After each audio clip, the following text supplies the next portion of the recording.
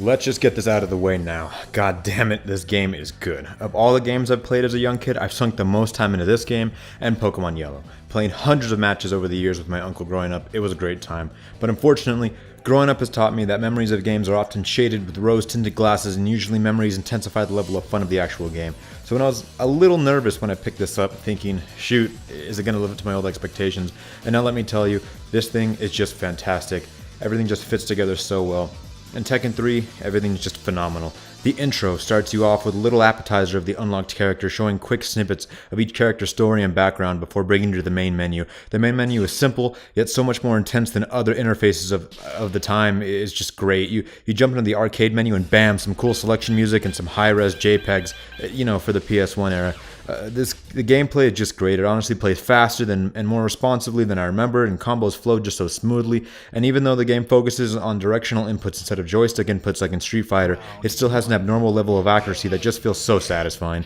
I honestly feel that this sets the benchmark for how a 3D fighter should be. It ditches the moon jumps of the past games such as Tekken 1 and 2 and even the Virtua Fighter and Soul Calibur games, and goes for a more realistic focus on physics that set it in a feeling that it still feels unreasonably video gamey, but at the same time, it doesn't seem like it's impossible-ish, kind of. It's still a game. But character models are pretty good for the time being, and everything seems to fit in pretty well. None of that weird disconnect from skeleton models during throws and special moves. There's pretty much a stage for every single character, with the exception of some characters that share stages, just because the fighters happen to be from the same region, so it still feels really, it just fits in well. Like Paul and Brian are both American, so they share the American alley stage. It still feels like it fits in. It doesn't feel like it's being reused too much. And now usually games have good soundtracks and usually simple gameplay, like Final Fantasy VII, where it has a phenomenal soundtrack, but the gameplay is just turn-based, whatever. Or they have very complex gameplay, and the soundtrack is just simple repeated jingles over and over and over again on loop. But Jesus, this game, the score is phenomenal. Every track sounds like it could be the main menu of an amazing movie. The composer went with a heavy focus on bass guitar without losing emphasis on the theme of the song. Every single character, kind of, has its own theme, and by God, you can literally have a feeling. You can feel it in every single song, the personality of each fighter. They're fictitious characters, and you could feel the feeling and the motivation behind each character just by listening to the song. It's really amazing. I just really like it. I mean, just listen to these examples.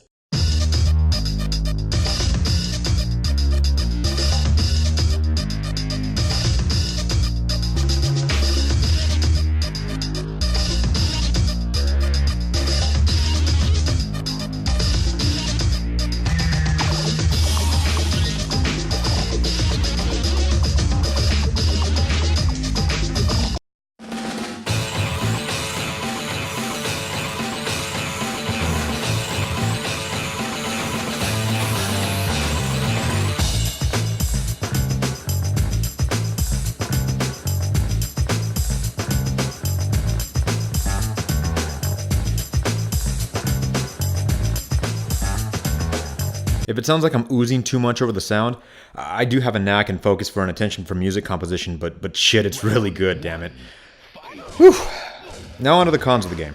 A lot of characters just do too much damage with simple inputs. Some characters seem to be able to knock down someone with just 4 or 5 good placements of the circle button. There are some unreasonably slow moves that do a lot of damage, and some that are unreasonably fast and still do too much damage. I also noticed that for some reason, on stage 8 of the arcade mode, because it's a 10-mode ladder, on stage 8 of the arcade mode, for some reason the difficulty bumps way up, and no matter who you're playing as, and no matter who you're fighting against, it's random, but for some reason, level 8 seems to bump up the difficulty unreasonably hard, and I'm not sure why. The most glaring negative I can point out about the game is one of the special modes.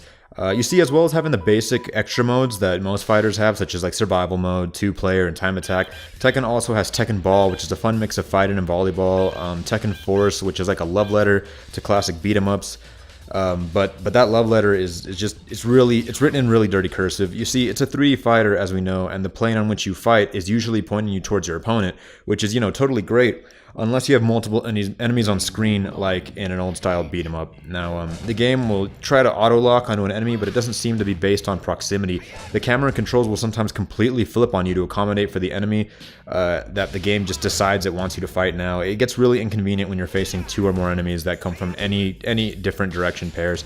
It's honestly, it's doable. It's just inconvenient as hell. Now, as you know, I like to 100% complete games whenever I can, and Tekken 3 is no different. So, playing the arcade mode will unlock a new character every time you play, at least for the first 9 times. However, there's clone characters that can be unlocked, and usually, I believe the last one, it requires 16 arcade beats to get Tiger, Eddie's clone. And I'm not sure when Panda, Kuma's clone, came in, because I was doing arcade after arcade, so I'm not quite sure. But I believe 16 will nab you all the regular characters. Now, the arcade mode, which is the mode you use to unlock this, basic arcade climb, it's 10 matches. So 16 times 10, you're already looking at 160 matches just to unlock the regular hidden characters.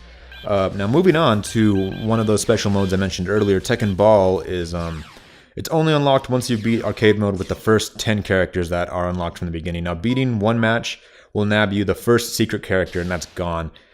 He's a tiny dinosaur that has an unusually large head. You can't hit him unless you're doing low attacks. He's one of those funny joke characters that's just interesting. He's based off of a Japanese manga.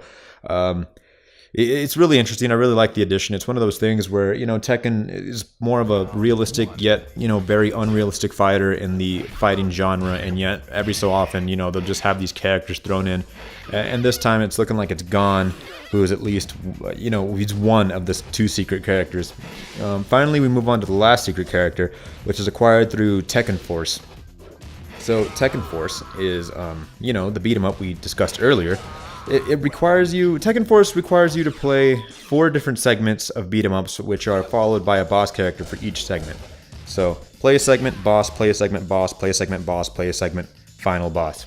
And that's one run through of Tekken Force mode. Now, that sounds easy enough, except beating all that will only get you 1 key. At the end of your first run, it'll say you've gotten the copper key, and you have to do it 2 more additional times to get the silver and gold key. So we're already working against this really inconvenient mode, and you have to play 3 times to get the copper, silver, and gold key. But you better hold up, boyo, because you have to play through it 1 more time, just for good measure, of course. And then finally, once you go through the 4th inconvenient run, you get to finally face Dr. Busgang Ovitch. Once you beat him, which is an awkward, jokey character whose style is completely different than everyone else, you finally unlock him. Now, once you've unlocked everybody, the final count comes out to 23 characters. This is including the clone characters. I believe it's more realistically 21 characters in all, but 23 if you get everybody. Now, you have to beat arcade mode with everybody in order to unlock their special ending. Every time you beat the arcade ladder of 10, you unlock their ending. Simple enough. Luckily, we had already most of them by the time we, were going through. So, it wasn't really that bad. I mean, by the time you get through all the other ones, you're already 16 times in, and then you just need really Gon, Busgang Ovitch. They're not really too hard after that. Once you get everyone's special ending, I really like this little unlockable. It gives you the ability to play the endings of course, all the ones you've already collected, plus all the endings of Tekken 1 and 2 if you have the data on your PS1 memory card. That's just really cool. Along with the soundtrack, which is fully unlocked, which is just great because the soundtrack's so good. But yeah, altogether, that's not too much of a grand completion bonus, but it's well enough to tip my hat to. After all the matches, getting all the characters, grabbing all the endings, and even playing through the inconvenient Tekken Force mode, I can say that I had a great time. In my opinion of the game, since my childhood hasn't changed.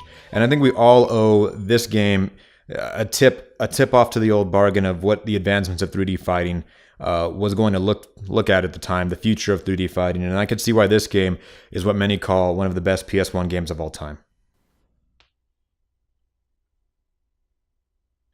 Great.